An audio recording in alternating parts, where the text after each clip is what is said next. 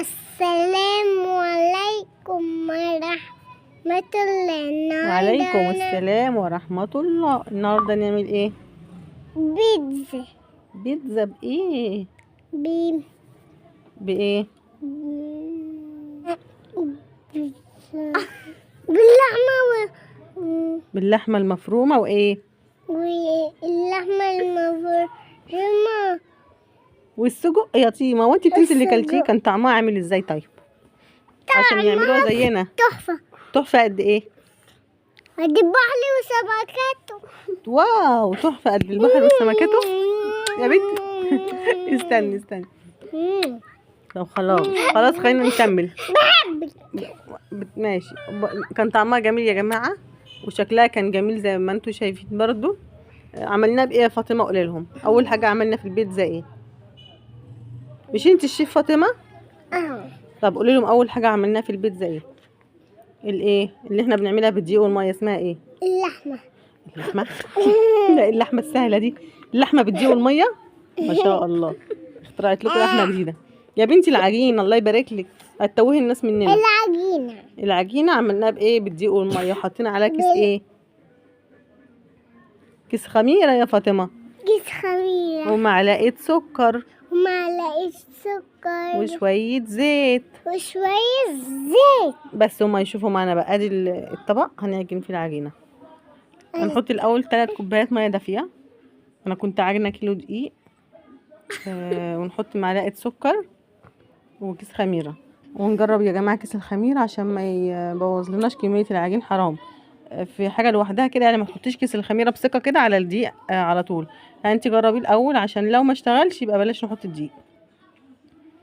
اشتغل يبقى الحمد لله. نكمل. ونحط شوية زيت بيطر العجينة جدا جدا.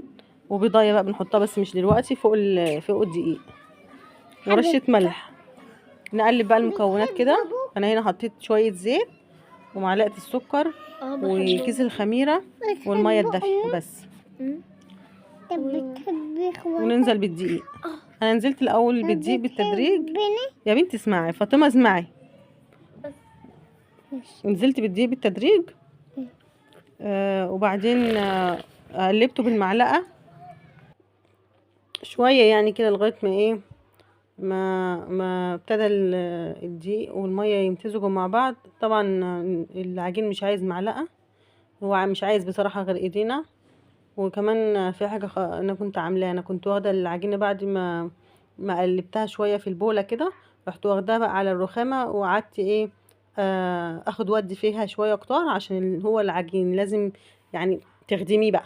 العجينة لازم تخدميها عشان تنجح معاكي وتبقى ناعمة وجميلة. غير كده لو لميتيها بسرعة هتبقى مكتلة، مش هتبقى ناعمة، مش هتبقى ناجحة بصراحة. هي بتاخد مجهود شوية، ولو عندك عجان يبقى احسن. لو ما عندكيش زي كده يبقى خليكي ايه، خديها على الرخامه بعد ما يا دوب الدقيق والميه يلموا مع بعض. تروحي بقى منزليها على الرخامه وتشتغلي فيها قد 10 دقايق يعني، لازم عشان تبقى مظبوطه معاكي. وطبعا في الشتاء البيضه طبعا انا حطيتها على الدقيق اهو، بتفرق جامد في العجينه بتاع البيتزا. وفي الشتاء حلها ايه بقى العجينه عشان تخمر. انا شغلت الفرن شويه لما سخن، وبعد كده رحت ايه طفيته طبعا، رحت حطيت العجينه عشان ما يغلبنيش. في الصيف بقى يا جماعه الموضوع بيبقى اسهل كتير. الجو حر كده كده، العجينه بتخمر معاكي بسرعه، فبتكون المعجنات سهله كتير في الصيف عكس الشتاء صراحه. بس عادي بقى، انت في الشتاء اول حاجه بتبداي بيها ان انت بتعجني العجينه وتسيبها تخمر. بعد كده بتعملي صلصه البيتزا، بتجهزي المكونات، بتعملي اللحمه، تعصجي اللحمه او السجق، الحاجات بقى اللي انت هتعمليها. عقبال ما تجهزي كل الحاجات دي ان شاء الله تكون خمرت معاكي. انا سبتها بعد طبعا اللقطه بقى اللي انا قلت لكم اتحذفت مني. انا الفيديو ما شاء الله يعني ناصحه قوي، اتحذف مني حاجات كتير. بس خلاص. الحته اللي انا خدتها على الرخامه وقعدت بقى ايه زي ما انا قلت لك اخد ودي فيها كتير، دي اتشالت معرفش راحت فين. وسبتها في البوله وغطيتها، وكنت مسخنه للفرن زي ما قلت لك وحطيتها فيه. انا بنزل باللحمه هنا الاول. وطبعا بكسرها كده او بنعمها كده بالمعلقه عشان ما تستويش وهي مكتله الاول. انا كنت عامله هنا نوعين، لحمه وسجق. فدي اللحمه الاول لوحدها في الطاسه، والسجق طبعا لوحده في الطاسه، يعني مش الاتنين مع بعض. ونزلت عليهم ببصلتين برضو، البصلتين اتحذفوا. ما شاء الله عليا، المونتاج بتاعي خطير. بس مش عارفه ازاي والله، انا اتفاجئت وانا بجمع الفيديوهات الصغيره عشان اعمل الفيديو. انا مش عارفه راحوا فين البصلتين، وراحوا فين العجينه على الرخامه، الحاجات دي راحت فين مش عارفه، مع اني كنت مصوراها. ممكن تكون فاطمه بقى لعبت وظبطت لي حاجات كده من نفسها. بعد البصلتين طبعا محطوطين، احنا كده اتفقنا ان احنا ايه، بعد ما اللحمه خدت لون نزلت عليها بالبصلتين والتوابل، ونزلنا عليها بالطماطم. ده بقى السجق يا جماعه، برضو نزلت عليه ببصلتين صغننين، وطبعا مش توابل كتير، اصلا السجق هو فيه توابل كتير. ونزلت عليهم بالطماطم والفلفل.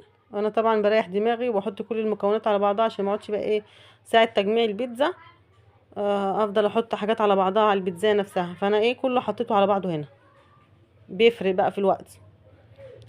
كان من شويه ظهرت بقى الطماطم والبصلايه دول بتوع صلصه، هم ان انا ايه كنت حطاهم. يعني كيلو طماطم وبصلتين او بصلايه واحده براحتك، وفصين توم. فسلق، وبعدين قشرت الطماطم القشريه خرجت اهي وقشرتها، ورحت خلطهم في الخلاط، ورجعتهم الحله تاني، ونزلت عليهم بشويه زعتر، بيفرق جامد في طعم البيتزا. ومعلقتين خل ومعلقه سكر وشويه ملح بس. دي يا جماعه صلصه بيتزا مش كاتشب، عشان ما حدش يقول ان الكاتشب مش بيتحط له بصل. دي صلصه بيتزا. الكاتشب يعني طريقته قريب من كده، بس من غير بقى البصل. بس كان طعمه لذيذ قوي. ايوان كده. هي كانت كمان ممكن تحط لها بابريكا لو عندك، بس هي كان لونها ظابط معايا، يعني ما كانش محتاج البابريكا. بعد ما اتسبكت كان لونها كويس. بس كده جمعنا الحاجات بتاع البيتزا. العجينه اتعملت، الصلصه اتعملت وجهزت. عصجنا اللحمه وعصجنا السجق، وكده تمام بقى. نجهز بقى البيتزا ونحطها في الفرن.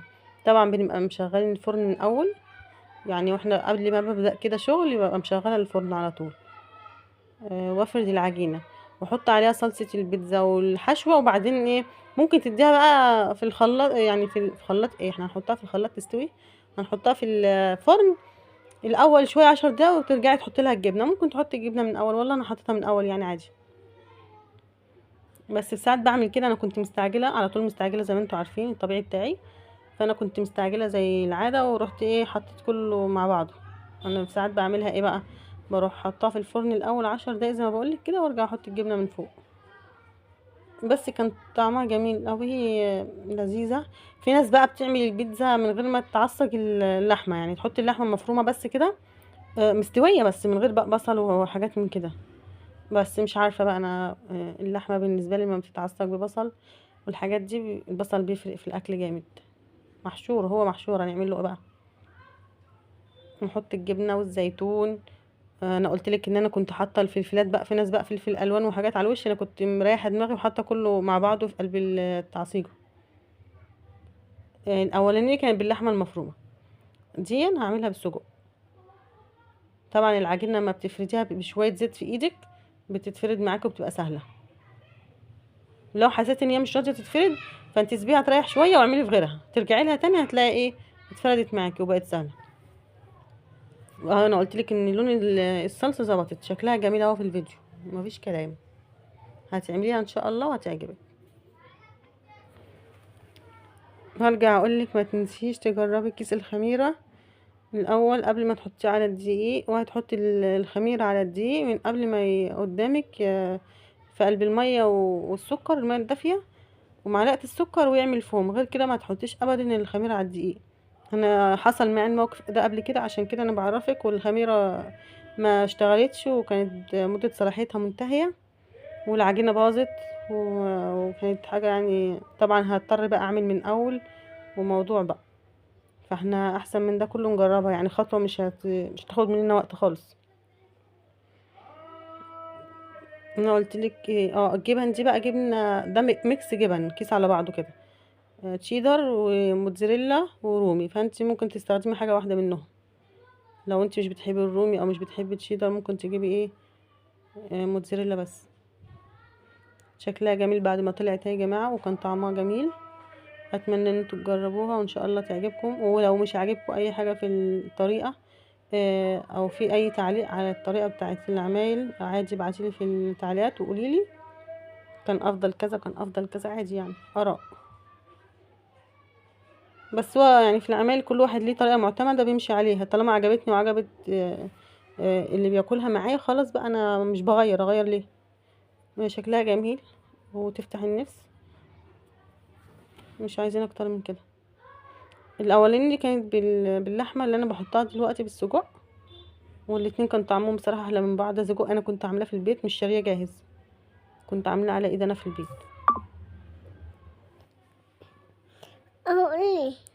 اقول ايه يا عطيمه؟ قولي لهم لو عجبكم البيتزا، لو عجبتكم البيتزا ايه؟ اعملوا لايك واشتركوا. لو ما عجبتكوش ما تعملوش لايك واشتركوا. مفيش الا كده؟ انتي بتوصيهم عليا ولا ايه؟ بتوصيهم عليا كل فيديو وانا مطلعاكوا عشان توصيهم عليا؟ ما طلعوكي كده عشان توصيهم عليا، ما عجبكوش ما تعملوش. قولي تاني. تقولي ايه تاني يا عطيمه؟ انتي المفروض تبقي ناصحه بقى في الموضوع ده، انتي اللي تعملي المونتاج وانتي اللي تعملي التسجيل بتاع الفيديو. يلا قولوا لهم السلام عليكم. السلام عليكم ورحمة